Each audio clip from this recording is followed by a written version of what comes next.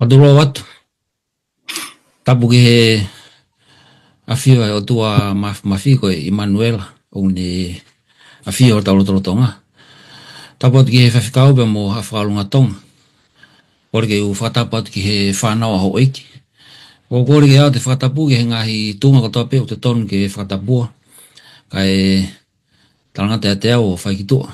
A tāwa mo koe whenga maare koe ni ke u whahoko atu e tatali lelei, tatali whiwhia. Kia te koe u ke mea mai i he hawani ki he porokalama hako to hitapu ai au whakahoko whakawiki atu. Pea me he platform koe ni koe talafungani o gospeli. Ai a pea me he siasi awhite te atu ki haere anga mai o tau eiki. Koe ke mua peke tau hoko atu, tu koe mua ke tau whahalotu, wako kore peke le tā, tonga, i ka tako whai maha tau lotu. Ke tau lotu. Ia tua mafi koe mau tamai fungani alo whae whiona. Pai tā hapikin na whalok fua e whiohianga mau kauai, e ki taki mua ka mau moi. Ia Christ peko haloka ko mau whamo ui. Amen. Amen. Amen. Hango mo mea ai koe kuatani foki, kuataua, o kutaua ko ai ki he ke tauto ilo lahi ange ki he ngahi talanoa whakakikite koe toi tapu. Pea ke tauto ilo lahi ange ngahi talanoa whakakikite, o omi rewa e ngahi whakailonga, omi bia mo e ngahi i misi, ke tokoni ke toi mahino ange kaki tautolu, a ngahi talanoa whakakikite koni o ku lave ki ai a wholofola. A koe taumua whakaluku fua ia, o ako anga koe kuata koni. Tawa mai wikeni ke lesoni hongo fulu, pea koe ule lesoni hongo fulu o pehe, ko aki tautolu, ko hoko mai ai a ngata anga o i kuonga. Peko toi wharea ke toi mahino ange, ko ki tautolu ai tau tangata, ofi taha, ki he ngata anga o i kuonga, peko e foki mai koe a sisu. Ko tau weste fito to me teo ka urakulin to vai hongo fulu, vesta hataha ke vesta hawa, tu beke vlau atu, tahataha mo i tahawa, o venu wharea. Pana e hoko e ngahi meani ko toa peke a teki nau tolu ko e ngahi whakailonga. Pea ko tohia ko tau ako naki. Aki tau tolu ko hoko ki ai hono ngata anga o i kuonga. Pea ko ia aku mahalo oku netu wakai te ria na hingaia. Sai oku whono e tohi tāpuri he ngahi talanoa kehe whekau aki pea mo i kakaya o tua. Pea ku tokoni lahe ngahi talanoa ko e ni ke tau mahinoi ai kuonga whakaosi pea mo e mooni koe au talanoa ki ai tohi tāpu whekau aki pea mo i tau whanonga i he maamani ko ni wau ki hono ngatanga. Pea koe mooni ko ni oku mooni pia oku mao pia he tohi tāpu koe te mao i mea whitu ke. Mao kotoa pia e tefto i mooni ko ni pia mihe wholofola ata pe. Pea lawa ke tau mahino i ai whanonga koe tu au ho tau maamani o au koe ki he ngatanga. Aia nei ke tuku pehe o tua ke tau toki whakafoki whaape ku tau au ki he ngatanga. Ka kua ngahi talanoa o ku tokoni mai ia whakahaba pehe fuki a Daniela talanoa whakakikite. O tokoni ngahi talanoa koe ni ke tau sio e anga pehe a iku anga ho tau mamani. Mo iku anga koe u tau tolu. Pea kuanga rewa ngahi talanoa koe ni o whakahaa mai a ngahi mea e hoko i he kuanga whakasi. Na tau silave ki ai ngahi talanoa ki mua he tohi koe a Daniela. Ka koe weekend te tau talanoa ai ki he lo maki pehe foki sotoma pea mo komola e talanoa e weekend. Pea ngahi talanoa koe ni ko no uho po koe mahu inga o mea koe ni ko sisu ata ape. Hanko me koe na lave ki a na vesa na ulau atu. He koe ngahi me ani o ulirio he whakatonga koe whakailonga, koe whapalangi, koe example. Aia koe ngahi mea koe na hoko koe i he kuonga ki mua, koe ngahi sipinga ke tau wako pia mi ai. Kono inga ki o te tau te fōu he hala ta tau. Ka koutu iau e whawhikau mo le ta, o tau kau tato he monu ia, ke tau sio ke he ngahi whihalaki, ai whalokunga ka kai ki mua, ai ngahi tu i tau taha, ai ka kai. Pau tatonu ke tau wako tau tolo he mea ko ia, ke o te tau te fōu he hala ta tau. Ka koe talanoa koe o e ahoni, na e toi repeat, toto repeat i pe he kakai atua ai mea ta tau. Pe hoko ai ono whaka auha ki nau tolu. Kau kai totonu ke hoko ka ki tau tolu. he ku tau siako tau tolu wea ngahi mea makatunga ke tau wako pia mea. Te mautu ki lawe whakaiki ki atu ki he whakaukau le so ni koe aho ni ai mahu inga ngahi talanoa koe ni. Ta waka mai ki he aho Sunday po ke aho uruaki o behe ulo e aho koe ni koe hou hau ai lami. Le tā tonga, kataki. Koe hae whakawhia ngai ai kakai ke taimi o kunau sio ai ke ngahi mea koe hoko he aho o ngataanga. Malo. Malo e ta kore ke hufanga te moa i he tarwhatapu kamata aki ai hako anga e hoa koe ni. A tā be ke whai atu ha lawe ki he whakaukau. Koe whakaukau hoki o tāri e whakaukau koe ni o mai bea mei he wahe ono e tohi a whakahaa. Vesta hata ki he ke tā whitu. Ka pate tau whātau ngai e taimina e vete ai hono e mea whama au e vesta hawa. E mea lahi nai hoko i he taimi ko ia. Ne fu mofu i ke lahi. Na ia e liriu i he anga e whotunga e la āna e. Kai pehe ki he mahina. Pa mangahi mea koe whakaririfu na e talu e tua mamania na te eki ai ha whahinga mea behe ia e whakamana wahe pehe. Ka kei tau sio ki he anga o e whakawhotunga na e hāpea mei he kakai o e konga ko ia te uloto peke u lau e vestahani mage tā whitu pa te utopa mai haki whakaukau pea mei ai. Pea koe ngahi tui o mamani pea moe ngahi hou eki moe kau koloa ia moe kau eki tau moe kau mālohi moe kau pōpula ko toa pe moe kau tau ataina ko toa pe na nau fufua ki nau tolu i he ngahi luo moe ngahi ana i maka i he ngahi mounga mo nau pehe ki he ngahi mounga moe ngahi maka hinga mai ki a te mautolu o fufua ki mautolu mei he fofonga o ia o ku nofo he nofo a wha eiki pe mei he hou hau e lami he kua hoko sia e au lahi o hono hou hau pe ko hai e whaatu wai.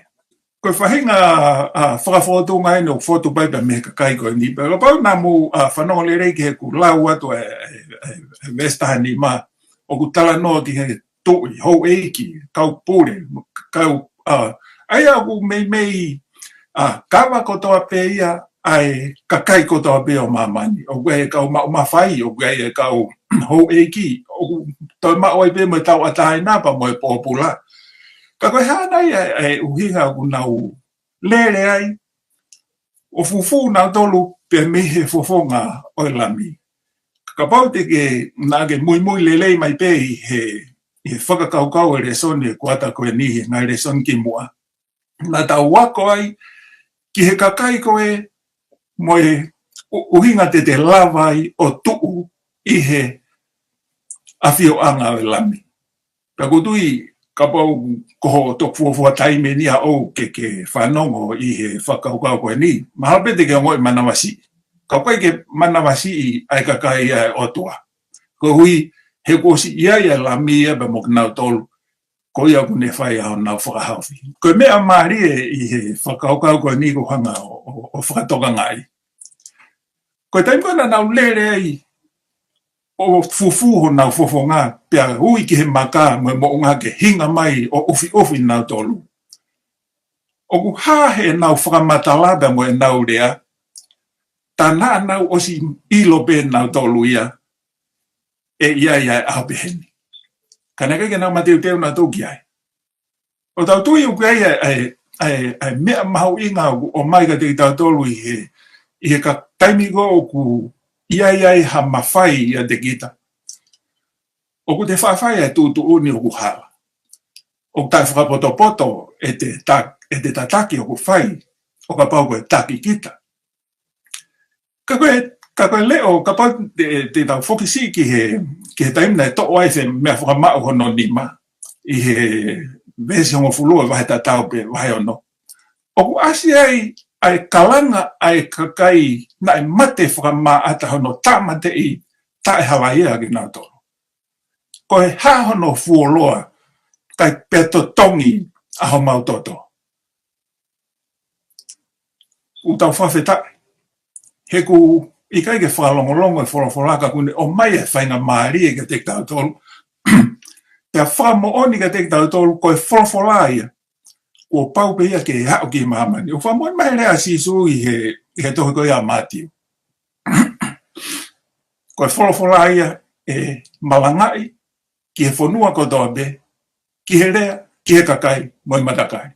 Pehe ke to ia i hakalo whanga ia, ke tau kalo ke agi pehe nai taia, o haa pe ia, i he lea moi whafotunga nai whai he kakai koe ni. Kai ke nau malawa i nau tolu ia, ke nau mamata whea, hangahangai pa moe lami, mohono fu nau.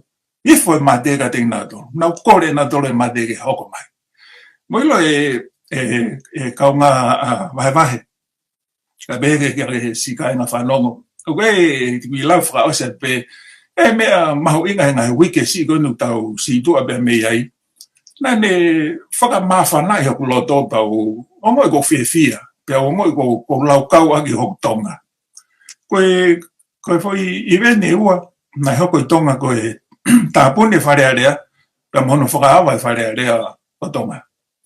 Nai whamba mawhai tō wholofola ai tamatui, ma wai nai whio tulou na kua te ngutu tamurea ki he whare hau. Ka nai whamba mawha ai tō wholofola i he whoki a tonga ki he otua. Pea tauhi whaito tonu ene whekau. Pea ko whawhetai ki he otua, o hangeu ku te mo i mawhana, pea te mo i laukau aki hoto tonga, koe take ne whonua, o kune ui ki tonga, whoki ki he otua. He kune awhioi e he tamatui, ko tau hao angabe. Ko tau hao angabe ai otua sihoa. Aia, nai whaia tarite e tupo ulaki, ko ulaki wha, ke awe ki whanua atu ki tonga. Pea koe e tua meria ia ki he whanonga e tonga kotoa. Ka whawhetai he kua uata e koloa e wholofola, pea lava, ke whakatoka ngai ai mo i te ria, nā tau hange koe whahinga koe ni, he aho, e hoko mai ai ai eki. Kai ke, tu mua ke tau hoko atu ki he whehui hono hoko, ka tape mua whaitkau Perikani. Tala noa mai ange ki he ngahere soni o tala mai e sisu ke tau wako mea noa. Marielahi au pito hono whakahoko koe whakakaukau, rea whamaro atu e tā. Ono whakailo kia te ki tau tolu, ka pau koe nānunga e hou hau e lani. E hike motu me hono tū anga. E a whā pia a hio pia mō fuike. Ko tā noa ia koe o ene whoki mai. Ka koe whakatatau eni, tala mai. Mō wako mō tolu he ngahi aho o noa. Koe whehui, koe haimena e hoko e aho noa. Ka mea ke tau wako mea he aho noa. Mati ua whawe stolu ono ke tolu wha. Ka koe aho mo i wheitu la a koe au kui kai ilo ki ai hataha. Le ilo he kau angelo o e langi. Ka koe ku tamai pe. Ka e hange koe ngahi aho o noa ke pehe foki ai hau. E pehe foki pe ai hau ai foha o i tangata. He koe uhi i he ngahi aho na e mua i he lo maki. Na nau kai mo inu, mo mari, mo whaki ke whakamau o au ki he aho na e huai anoa ki he waka. Sai, koe whakakaukau e utun ke tahonga whakatoa ngai tamai. Koe ngahi aho koe teu ke whoki mai koe ofi ke whoki mai ai eki, e hange pe koe ngahi aho noa. Koe hangai mena hau ngahi aho noa, koe ngahi mea aini. Na nau kai, na nau inu, na nau mari, whaki ke whakamau, o au ki he hu anoa ki he waka. Whehu i, o ku whewhe tu unga hui aho tau mamani e aho ni. O ku tau wahauwhi mo e aho noa. Hoko atu. Pena i kai te nau amanaki mo e ne hoko mai ai wailahi. O ave aki nau tolu kotoa pe. E pehe pe ai haku foki ai foha o i tangata. E ihe ngoe ai toko ua, e ave ai toko taha, kai tuku ai toko taha. E iai ai whiwhine e toko ua, o ku ngā ua i he mea momosi.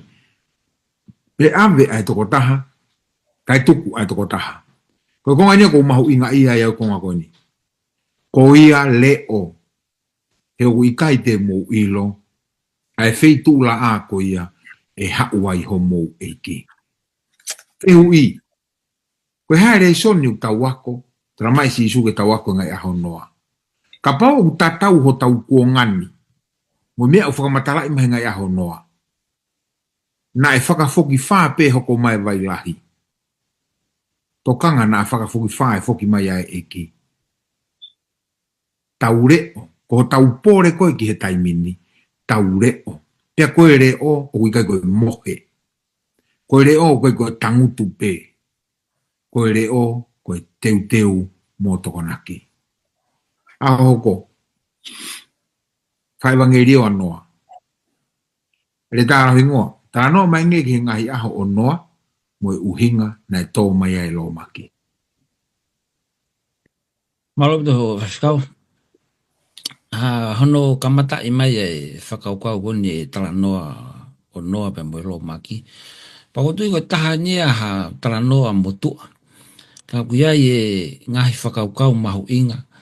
Ano mai e tala noa koni ha ko mena ulave ki he tala teu. Ko iako ke te tau tolu. Pe mo mea uke whakahoa ki he lave a sisu he te uka mati ua wha.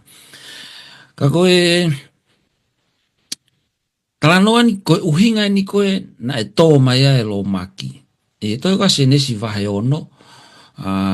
Vesi uraki ke vesi valu. Ka te uraki lawa te vesi nima ki he valu. He koe ke taria ke wheui koe uhinga ni. Pane a whio he o tua ko lahi ai angahala. Ai tangata i mamani. Pea ko kovi mauai pe ai whirio i ko toa pe o ngahi mahalo a hanoloto. Pena e whakatomala a Sihova ko i ko ni ngauhi ai tangata i mamani.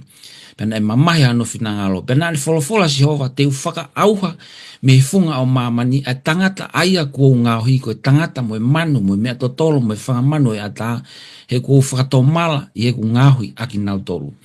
Ka nae o feina a noa i he ao Sihova. Sai ko uhinga ni na tō mea lo maki laki lau e vesi ni ma kua lahi anga hala. Kovi mawai pe whirio i kotoa pe e loto e tangata. Pea whakatomala rewa e otua pe ne behe vesi fitu te whaka auha ai funga o mamani. Kaua e tangata mo e mea mo ui. Ai whatonga e lau ai ofeina a noa e Sihova.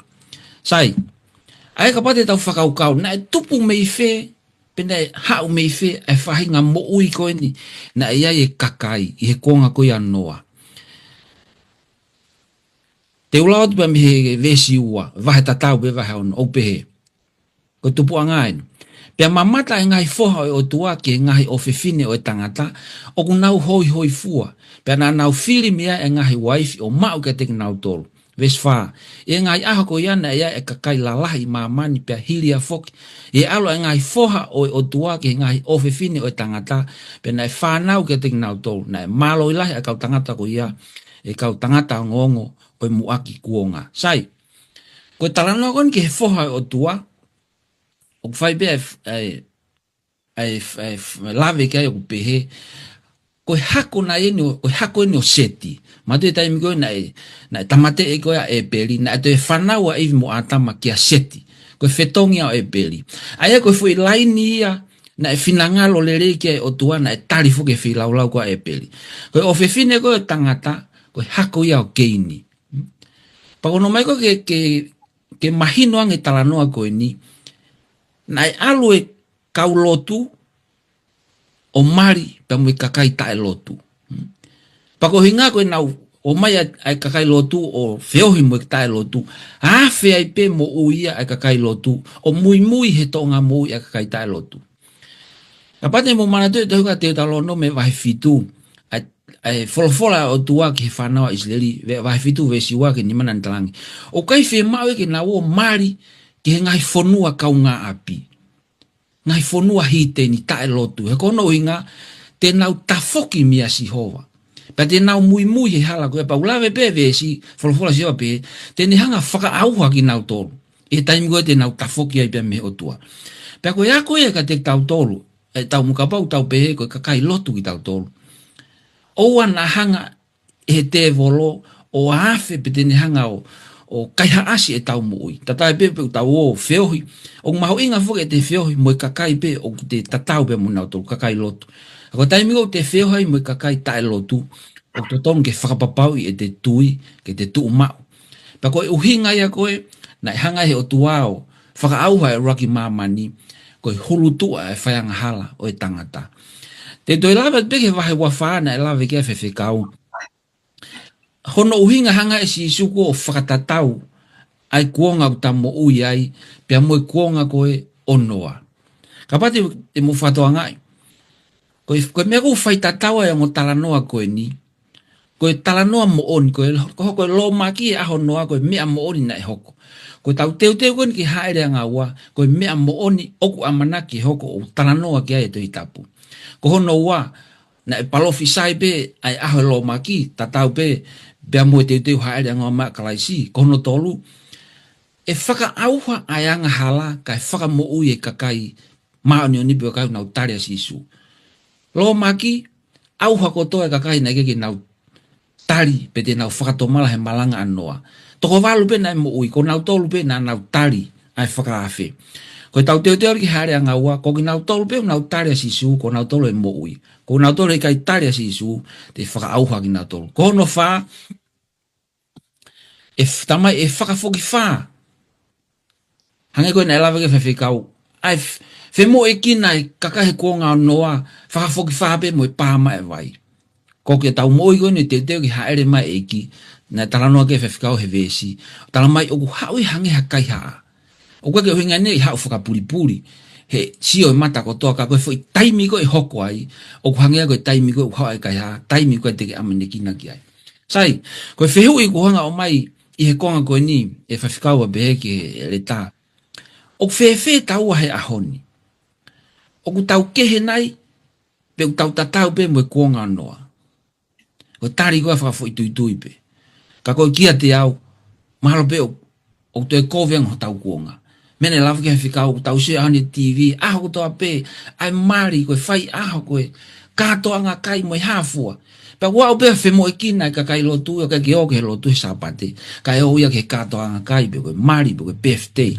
Ka ke, koe whakatoka na o lawa he kamata, ke tau wako, me mea nei hoko he kuhiriki o te tau toi forward. Whewhe a evangelio anoa. Mahalo pe te tau pehe na e fail, ai malanga anoa. Ta ue te au anoa. Ka pate wheo ki whewhikau po ke tau e ne whiha ne malanga wha evangelio.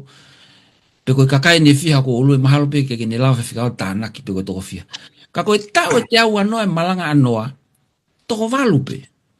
Te tau toki lawa te toki ai anai yangi. Ka koe pehe au, koe tāpuaki moni pia ka noa. Ai ne mo ui pe mono family. Tau e te au anoa, malanga i pe foi mea tatau. Koe tau foi kawenga ke heia. Malanga i pe foi kawenga tau he foi tau e te au anoa.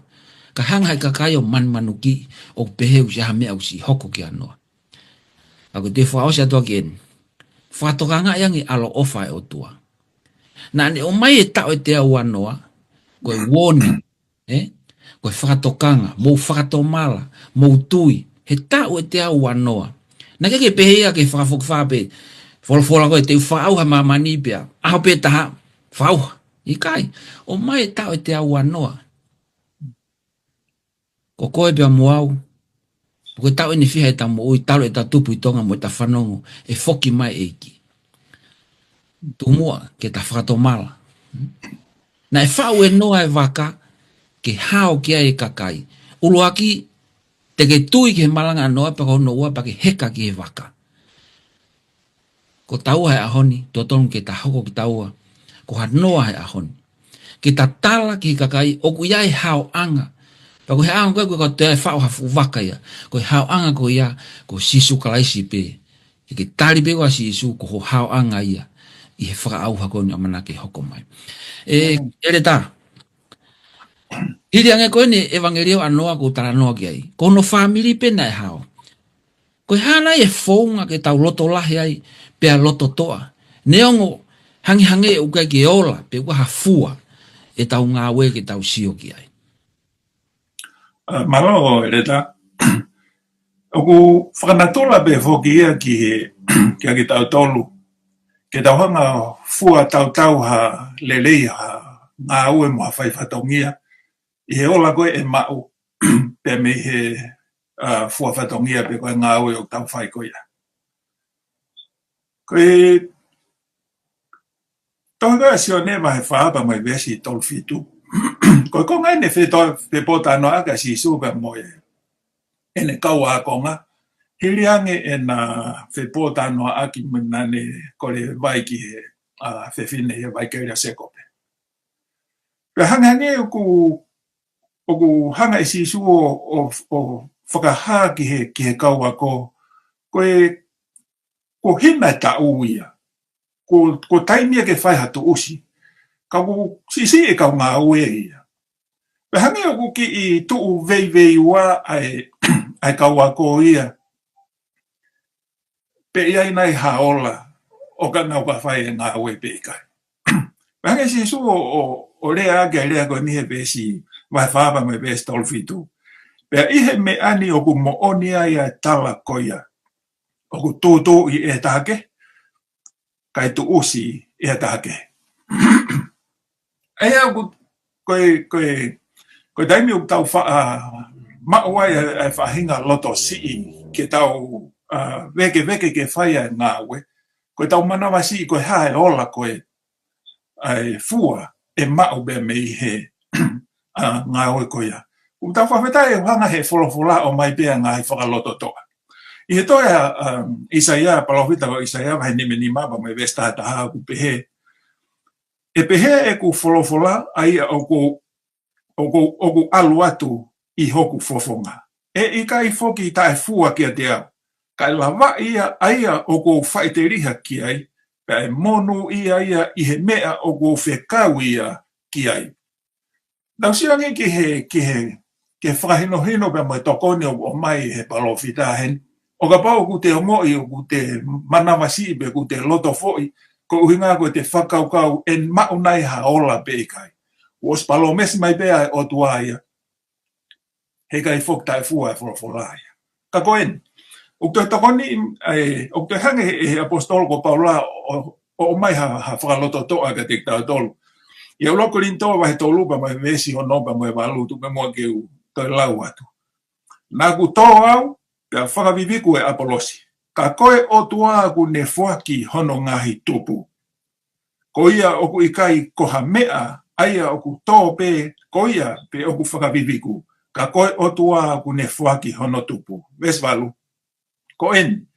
Ko ia oku tō, mo ia oku whakaviviku, oku tahape, pe e taki taha mau ene totongi a ana whakatatau ki hene ngā aue. Tako whatongi a e o mai.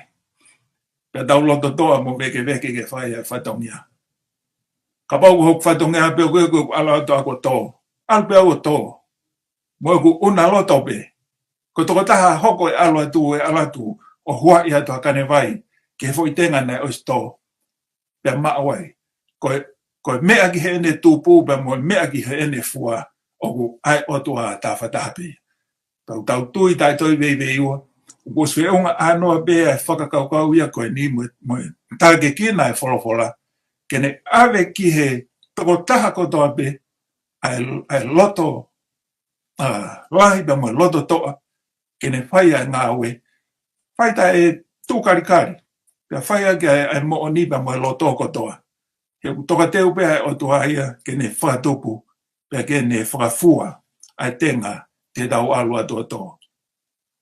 Tumua ke tau hoko atu ki he ao hoko. E koe ao tūsi te ia. E whaikau kataki. Tā noa mangi ki he uhinga. Nai whakaau hai a Sodoma mo Komola. Malo pito ngore tā tā ke kina mai ki tau tolu e ngai whakaukau. O matua ki mahu inga au pito ke te au e whanongo. Ai mo ui, mateu, mau, ki he ngata koe kuonga. Pea ku mosihanga o whakakakato mai ngai whakakaukau. Ue mea ko nofo he taimeni he fui. Kono whakauha ko Sodoma mo Komola. Ka pau teo ki Lau be mua e kamata anga ko tohi a ua pita vahe ua te gisho peke vesfa. I whanongo peke la te kiko te whamata. He ka pauna i kai mamae o tua ki he kau angelo na e anga hala. Kana e ri hifo aki nau toru ki heri. O tuku ki he ngahi hai o e whakapo uri ke tatari ki he whakamau. Ko fui konga ko niko fui talanoa kono tuhi fuka lu se whamo ne kau angelo. Toi koa iskeriu ne whakamata, toi Isaia, toi Seremia, ne whakamata lai ai uhinga. Te tu glave ke uhinga na ia. Ko me hoko nofo whakau, na i kai mamae o tua ke ne kau angelo koe. Mana tui ke te muna tau tanoa ka luse whae, hinga resoni ki mua. Ko luse whae koe kau i he kau se lafimi. He kono nau na whakamatala ia ki e se lafimi. Ka pauna ke mamae o tua ke tangata pehe. Fefe ne tala noa ko te ne whakaauho tau mamani. Sai, hoko atu e whakakau. Pea nai kai tene mamae ke mama motua.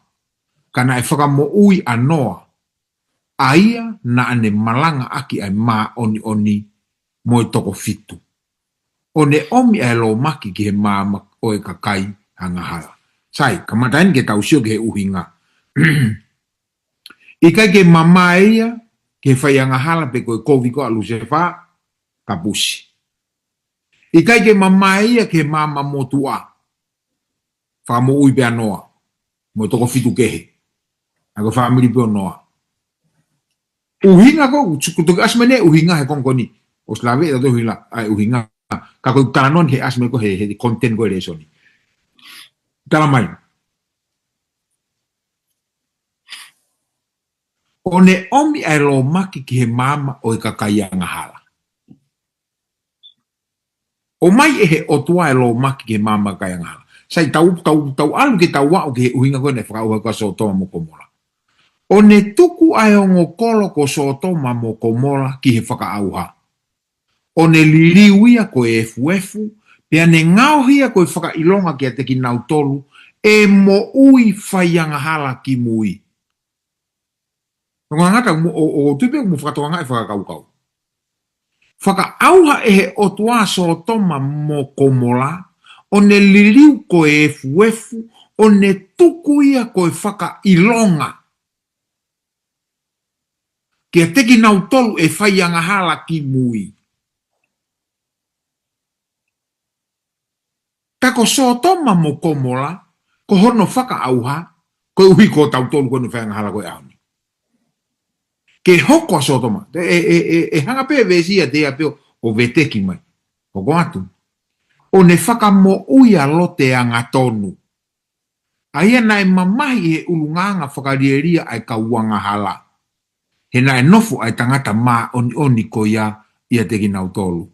Pei he ene mamata mo whanongo, na e whakamamahi a hono lau maari e maa oni i he aho kotoa pe aki e nau ngā whaita e totonu.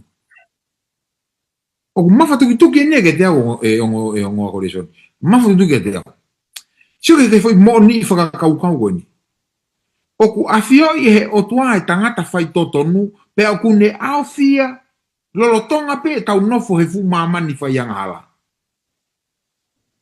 Na e mamahi e o tua, koe uhi koe whakamau ta e totonu a sotoma mo komola o whai koe ki alote. Whakaauha sotoma mo komola, whakahau pe alote. Whakaauha mamani mo tua, whakahau pe anoa. Koko atu. O ne ilo e he eiki, oku ilo e he eiki ke whakamoui e kakaianga whakaotua. Mei he ngahi ahi, pea ke tuku ai ta e anga tonu, ki he aho o e whakamau ke tautea. Ka e lahi ke te ki nau tolu oku a ewa whakatatau ke kakano. Tautea e lahi ke te ki nau tolu a e whakatau ke kakano.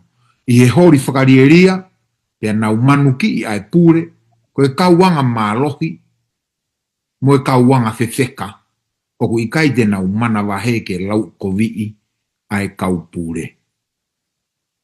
Te ngata he whakakau he, ka urota ke whakotu umua mea mahu inga koe ni. Oku mahu inga ke tau whakatoka ngai, ko ere soni na nga ke lo hingo fu ile ani nai na liriu hele fa tonga ai example na liriu ia ko e ka na ligi ha fa lo na ke tama ko sipinga Na lili wa fra ilonga. na liriu ko fa ilonga ka gu hoko so toma mo ko mola ko example ge mama ni fo o ko e nga hala ko o tau mama ni ko me te tau hange pe ko so toma mo ko mola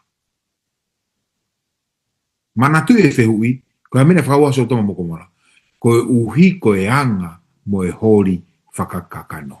Sai, hoko te tau ako. Ele tā. Ko ngā hoko whehui.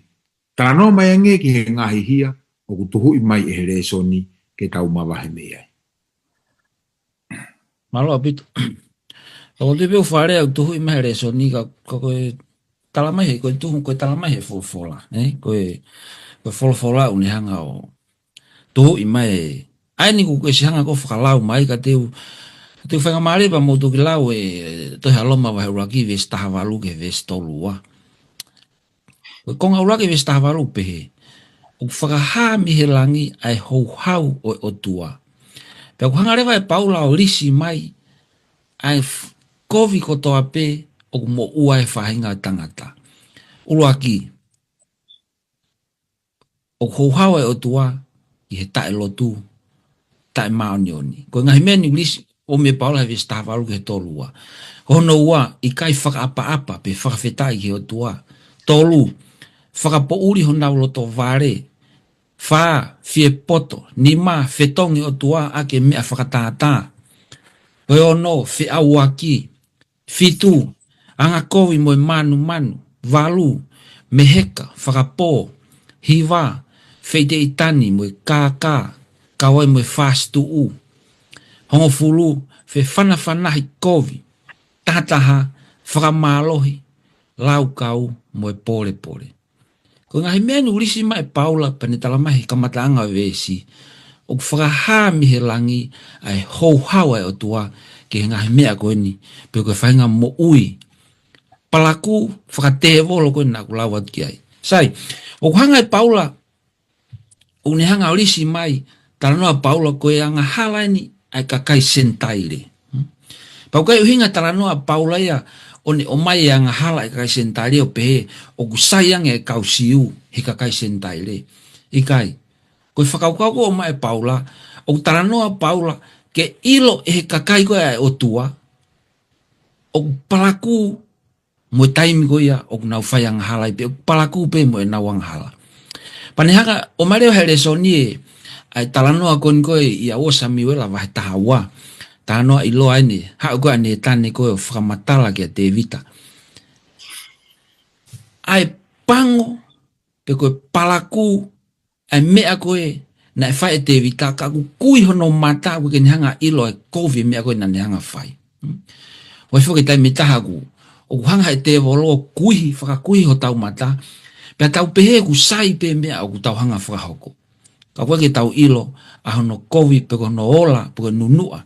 Ai mea koe nai whae te vita, nai tuku whakaholo mai i hono hako. Fo i hala koe nai whae te vita. Talange ne tani te mo mea taranoa. Nai tangata tu maari, nai lahi ne koloa, lahi ne whangamon manu. Ha uia te ave, ai ki mon manu pe taha, ki lampe taha, ai ki tangata masiwa. Hoko te taranoa. Whanonga te vita ki taranoa. I talahi apita te vita, talange te vita. Totonu ke angiha mate a tangata koloa ia koe na. Peha turewa ne tane he vesfitu. Ko koe ai tangata koe ia. Ke ilo e te vita, ai mamafa e kovina ne whai, whakafonga he, ai na kia te vita ku sai pia. Koe ni taimi koe nei, hangai koe ne tane o whamata, o ai ha fwoi talanoa. Pea ongo e te vita koe e ne ita ki he tangata, pea talangi koe ia. Nane toki whakatoka ngā i hake.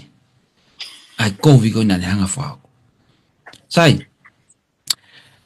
koe tohi koe mai koe wholofola, o taranoa ke nuk aunga pe whaito o ke kakai koe puke.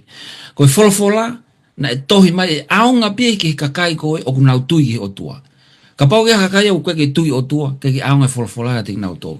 Pa mena u lave ki ane nai pa tau tau lave ki ai, a e tau monu ia hono o mai e ngahi talanoa koeni, me fuakawa motua a mai peke taimi o sisu, ke tau wako pia mei ai.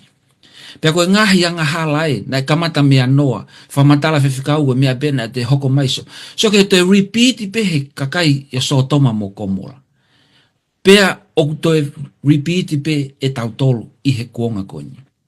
Ka koe maari eni, talama he wholofola. Ka whaiwhaiange pe o tau humu. Ka whaiwhaiange o tau tō i he ngahi anga hala koini la kuhanga lisi atu. Tamai reaksione vahe wawe suraki. Ai ku whanau o whina. O kua tohi anga meani ka teki mo toru. Ke oua na amua nga hala. Pea ka pau e anga hala hata. O ku iai ho tau whakalerei he tamai. Ko sisu kalaisi. Ko e maoni oni. Ta hoka te ki ahapule lulu. Ko e whakamau o mamani kotoa. Ele ta. Talanoa me angeki he ngahire e soni o tau wako mehe. Talanoa e o tua pia mo e palahame. Ki mua goia, hono whakaauha so toma mo komola. Malo ele ta, ke whaftai peke e ki, o miv. Ugu, i kai whake to e whailonga ua ia, ai tau dea e ang halapa mate. Ka moi hoko mai ai whakaauha, he kai ke te ha mea ia, tene toi ririu, kai oua ko ta whoki, hataha o taria sisu. Koe maari e whakaukau ni pia ko kore peka ki mo tolu ka pau e toki mao hao whainga maari e pia ke lau be mua CNS mai taha walu mesta hafitu ki he tolua. Ka teu tala noa tu pe ki he hanganaki atu ki he whakaauha a soatoma pia mo komola. Ka tu pe e palahame o whatau wholofola ki he otua. E rangi e palahame, ka pau e mau ha toko ni manoa i e kolo. E whakaauha, whakataha nau tolu mo e angatonu mo e kau wangahara. E rangi o tua, ka mau ha toko ni manoa he kai ki whakaauha. Pea holo hui fua e palahame o eke ki he toko whanima, ko e tari tatau. Alui fo ki he whanoa, alui fo ki he tau noa, alui fo ki he wanoa. Pea aluhifo ki he hongo fulu, pea ngata e palahame ai. Waipe mea lalahe ua kofi e mahewahe i he whepōtala noa aki koini. Uro aki, oku sino mai koe otua koe otua oku whaitotonu, oku whai mesi, koe otua oku tuu mao o ikai toe re eia. A ene pure, mo ene ngahi tūtūni. I he funga o ene tūtūni o ki olungai ene mesi. He nai haia, e he na whepōtano a ki pa mo e palahame. Koe ua e whakaukau, o ku hasino mai pia mei he tamai koe ni, pia tā pia ngari pe ia pia mo e palahame. Ai whakakore na ane whai. Ana tula o i tamai rerei, koe taki rerei ki hakakai. A ene whenga ke taukapo. Te ria na iai ha mesi pia hao ai kolo koe ni. Koe mea peko unofo whakaukau atu he ku wako hifo ai konga koe ni. Koe tu e au ia mahalo, nai kai ke fu whakakaukaua e palaha meia o fu tunga kovi pehe whao e kolo. Nai whakaukau pia e palaha meia e ne a uifo ke toko hongo fulu, e iai ha kaulere e toko hongo fulu e mao e kolo. Kana i kai. Utau ilo beta tolo e tala noa. Kung tau whawhetai o mai ai re soni lahi ki a tik tau tolo. Koe kau ngā ue o tua, koe kau tāke kina. Te tau whihia tau toke hea ngahala, ka te tau ofa ki he kakai. Ke oa te tau mālologa, te tau kalanga pia tala ka tik nau tolo. E ia e taime ngata e māman koe ni. Koe whamaua o tua ia pa moe whaauha e māman koe ni, e hoko ia. He kai ki te hame e tene tau. Ka koe whainga maari ke tā whoki, ki he o tua, pe au malawa noa pe, ke hao i he whakaauha, pe moe aho lahi e hao. Ko wako hifo e konga koe ni bea ko sio ko hanga whakawhela vei, ai tamai koen ko Abrahame, pe moe takimua koen ko Moses.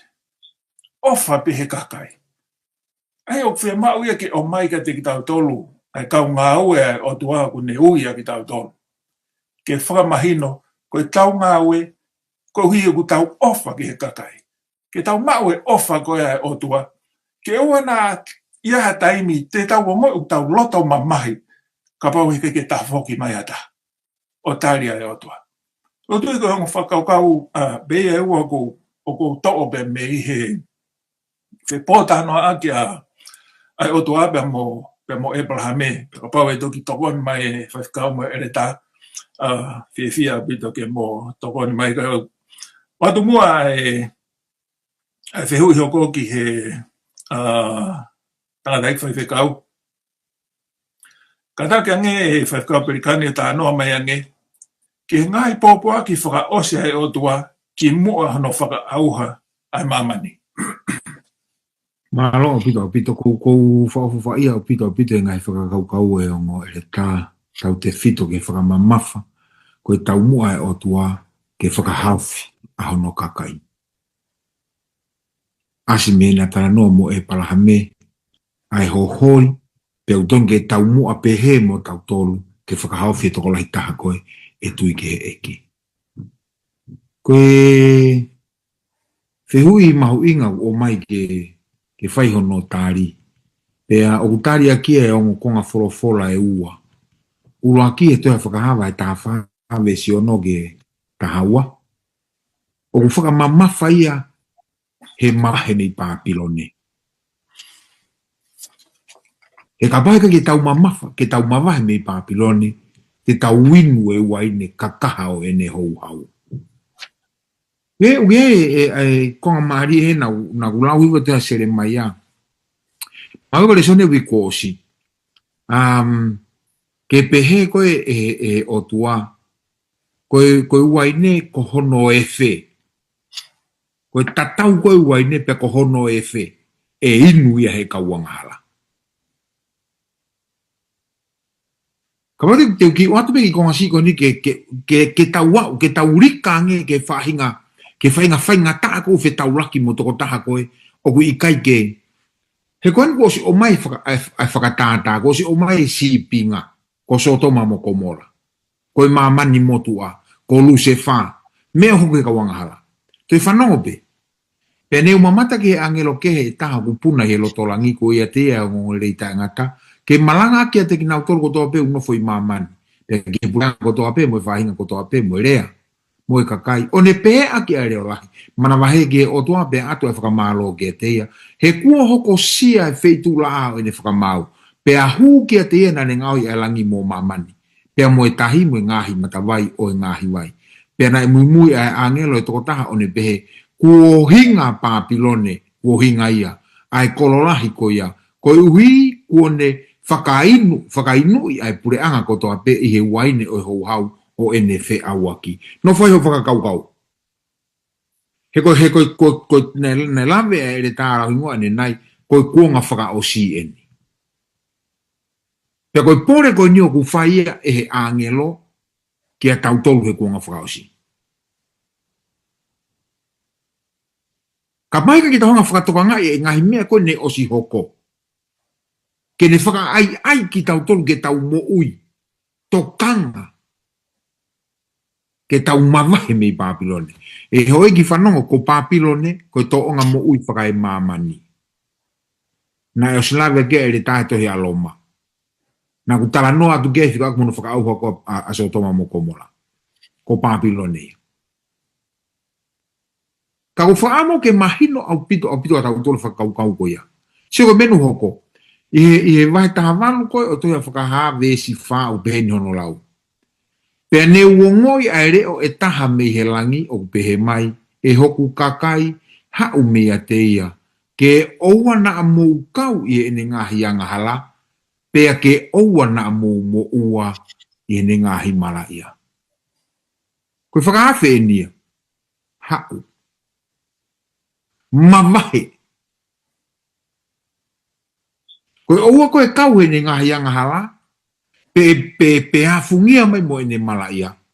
Koe te mātu aki tu usi pe ke auha, ka te nofo kita ki he otua, ko hoto hawa. Aho whakao si. Ri tala hingoa, tala noa mai ange, ki whakamau, o whakamatala i he palo fita ko tāniela. Malo bit fa malo ti ti moa i he tau fe vai aki nga hi fakau kau goni o te mahino ngia e ka veinga o talanoa e ahoni. Ka pati tau sio ki he ke ongo talanoa la lahi kone ahoni ai lo maki pia mo sotoma mo komola ai whakamau to tonu kwa e o tua. Lo maki e tau e te awanoa whainga maari ke kakai ke nau tari, ke nau whatomala pia tui o tua. So toma mo komola, korea e palahame, nai tari o tua iyo, o ka pau e mau, hakakai whaitotonu e whakahaofi, a so toma mo komola. A koe pango na ikai, kana e tari be o tua, o ka pau na ia hakakai. Koe ni whakamau to tonu e o tua. Koe taranoa koe aho koe ni, o taranoa ke pre-advent, judgment. Koe, paku whatewhito e ku tari, e tohi ka tanela wahe fitu, vesi hiva vesi hongo fulu tātou tāwha ua uana mua fitu.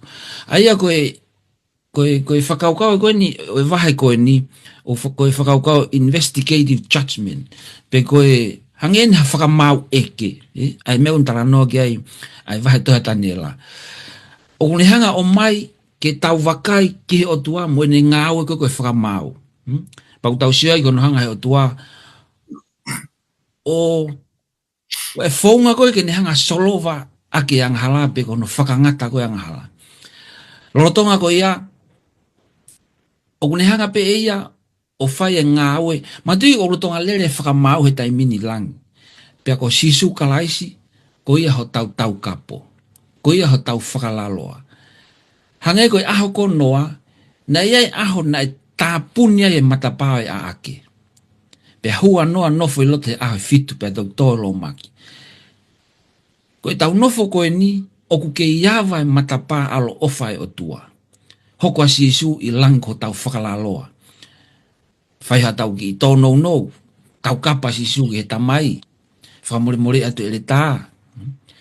Ka iai e aho, e ngatai ai matapa e alo ofa. Sai, vesi wake vesi tahawa he wahe fitu, o whamatala tanela ki he tunga o e whakamau, ani ko na utarano ke o tonga hoko i he wani. Ka he kei hoko at pe tau tolo e whahinga o tangata, i he alunga pe koe o tawanga ki ai. Pea ko hono pango po koe whamamahi, o koe ni ihi koe ke nau tokanga na tolo ki he mea koni o kulolo tonga hoko he taimini. O kei whemo e kina pe na tolo he maria e mamani mo e mo ui, whakaaho e mamani, halaha tokanga ki he mea koni hoko i he taimini. Sai, i whakamau koe a ki mua ke haere masi, a koe vesi tahatoloni ke vesi tahawha. Ki mua haere anga ua, o ku iloia si isu, o ku tau, koe pure, hono nau, pe mono pure anga. Pa koe vesi wano lewa, o whamatala vesi wano, e toki hau lewa, a si isu ke nehanga whakangata, a historia, o e mamani koe ni. Pa koe vesi wa fitu lewa, o ku iai e whainga maarie, ia ki tau tolo, i he lolo tongani, ki tau kau, i he pure anga ta angata, o ku teuteo o tua. Sai, o mai rewa e mātiu ia, e tohi koe mātiu wahe wanoa vesi wa walu, aia koe palani ni koe o e huhui, tala mai. I o hange koe foha o e tangata, na i kai hau ia ke tauhia ia, ka ke tauhi, pea ke foaki ene mo ui, koe huhui o e toko lahi. Koe huinga e, na hifo mai a sisu, koe hinga ko koe pea muau, painga anga hala o tangata. Na tau lawe mai ngai talanoa ngai leson koe, ai whai whila ola e whakawa motua, pia hao a kalaisi hoko koe lam whila ola o whakangata, ai whila ola koe kai whae kalaisi ai whila ola o tātua taha. Pia koe hinga ia, na hao ke whaki ene mo ui. Pia kai ngata ai, hono uhui koe moau, kone te whoki ki he langi hang mena o lawe kai o hoko koe whakalaloa. Pia koe whakaukau maho inga ni i he mea e whihui ko ni mo lau atani la. Ko sisu pe taha ai uhinga o ku tau hawa i he whakamau anga koe. Koe mo ui hau hawa mata ata pe a sisu o ku ne o tu plaka mo fulu whakahau i he fu hoko mala. Chi e niu. Pe taha. Taha vesi o noia. Tala noa mai ange ki he mau inga we tau iloi e whakamau i ki tau tōna. Malo, ele ta, koe koto tā puaki ki a te au e tau kau whataha. O tui ka pau, nā tau mui mui le lei mai be he kamataanga re sani o a mai ki he whaasinga koini. Nga re sani o a mai ki he whaasinga koini. He kai ke uto e lota o ia ke u whai whakamau. Koe tāwha ki nea pau pane mau o tau whihi ai. Koe ke ulau pe ku to iaha matakari, whahinga matakari e laka ange ia ki tau tolu i he mea koe whai whakamau mo mea koe manuki. Ka koe foi mea pe taha o ku te ulunganga a kia i ai whakamau mo manuki. He ku te whakakaukau ki taia o ku te saiange kita i he tō taha koe. Koe mea o ku te natula ai a kia ai mea koe ni koe whakamau pia mo mea koe manuki. Lea malo he apostolo ko Paulai a loma taha whaapa mai vesi honga fulu o behe no lau. Ka koe haa ku ke whakamau ai ho tokoua, ka koe haa ku ke manuki ai ki ho tokoua. He te tau tu tuu ko toa be i he whamau anga o kalaisi. Ka koe anga e tau whawhia ngai o ku whai he whanonga anga o tau mo ui ai he lalo la a koe ni. Ka te nofu au o more pe hoku taimi ke whakamau i pe hoku kaunga pe, hoku tokoua, hoku kaunga pirikimi.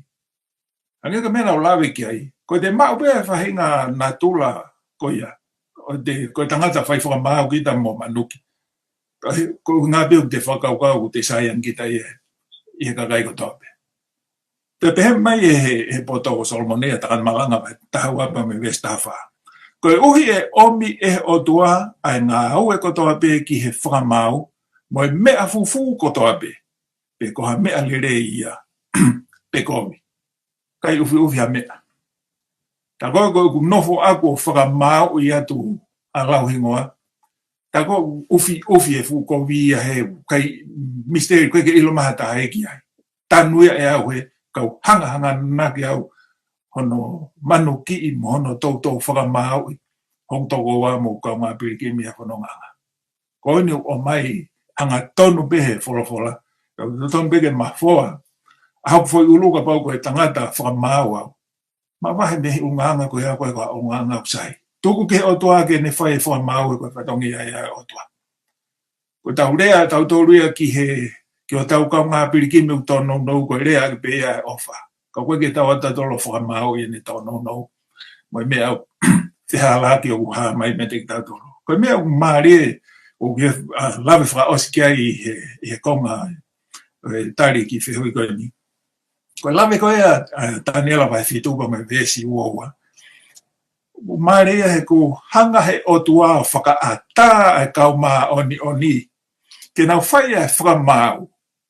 Ai aku ha mahino mai ka te au. Ko tō mō meni tēni ke whakaatai he o tua ke tau o whamau. He ko rekoti he kau angelo.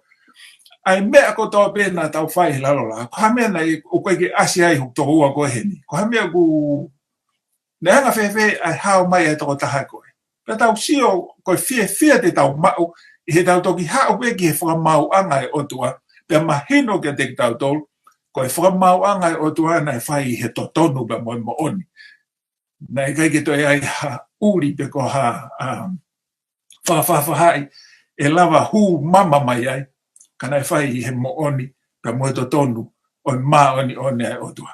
Utui e ongo tā ke kina, ko ki toko ni pe ki he tari ko ia, o e whihui ko ia, ka u toko at mua ki he tangatai kwhaiwhi ka u perikani ke ne kātā ki o whamaapo mai tau, ako anga, malo.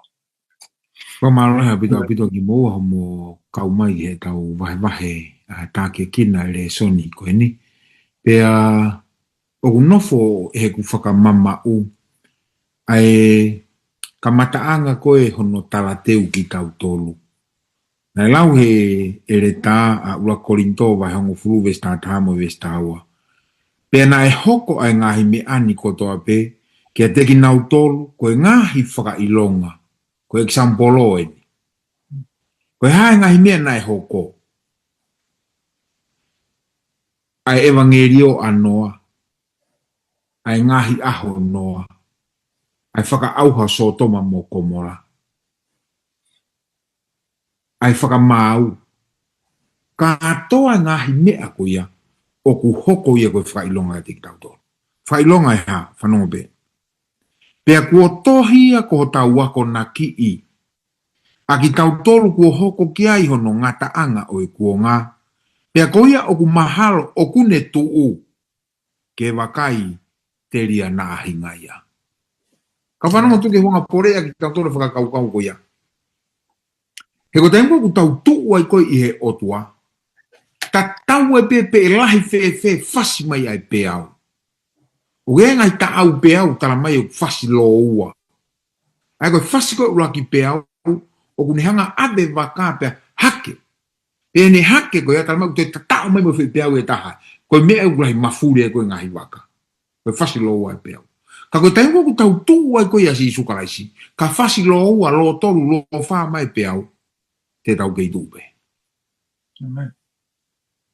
O whamawapo re son ke aho ni. Whakahawa e taha whamo i westawa. Ko ene e whakataki a kakai maa oni oni. Ko ene a ki nau tolu ku whai e ngahi whekawai o tua motu i kia sisu.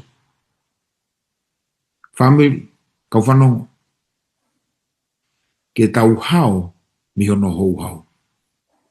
Mea ua. Tau whai ene whekau. Pe tau mao e whamo onu si sukalasi. Pe he kai ko koe e tuu, kai ko au e tuu. E tuu a si su. Maa tau tolo. Reda, whakaos mea ka tau lotu. Taroto. E tua mafi mau whawhetai ho a whiogo e tāpuaki. Ko whaihano whaino hino ak mau tolpe me ho wholofola. Malo mua eiki ai o me e whainga maari e ke mau teu ai. Pa ke mau ako pa me ngahi talanoa ko hoko i ngahi kuonga kohiri. O re son ke mau ako ai ke mau mateu. Pa ke whetutuku atu e mau muoimu, mau family. Mo mau ngawe eki ki mamani ke talaki a o ngongo lelei. Ke tafoki a mamani ke a Fiona ki mua ke foki mai. Tāpuki na FFK pe ke re tā. Tāpuki na nau tolu nau mea mai eki. Ko re kotonga i malo ina klais ko alo ko mau whamuoi. Amen. Amen. Ata e whamalo ki FFK pe fuke re tā. Malo e mau taimi ke whai e wahi oi hoi. Uke koe ni. Wa te whamalo ka te motolo mo mea mai. Ki he ako anga o e houani. Pau tu atu pe whaafe ke mo mea mai. I he uki kahau, ke hoko atu ai ako, ai wholofola pe mi he platform, talafungani o gospeli. Mahalo pito mo mea mai, ka mo mea tuafu atu.